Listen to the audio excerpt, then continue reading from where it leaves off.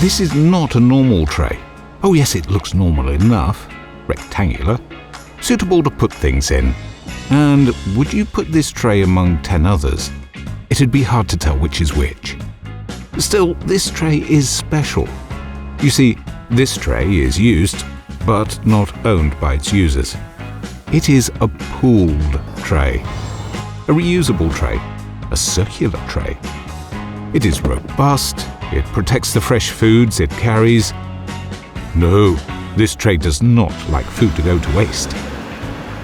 This tray is proud of its design, thin and foldable, so when it travels, it causes less CO2 emissions. You could say this tray has a home. It is always located near its users, saves time and CO2. Though it travels far and wide, the tray never feels alone. It knows we keep an eye on it, so it moves around efficiently. As this tray likes to say, one tray's return is another tray's pickup. When the tray finally makes it back home, it is checked, sorted, washed, repaired, and ready for a new rotation.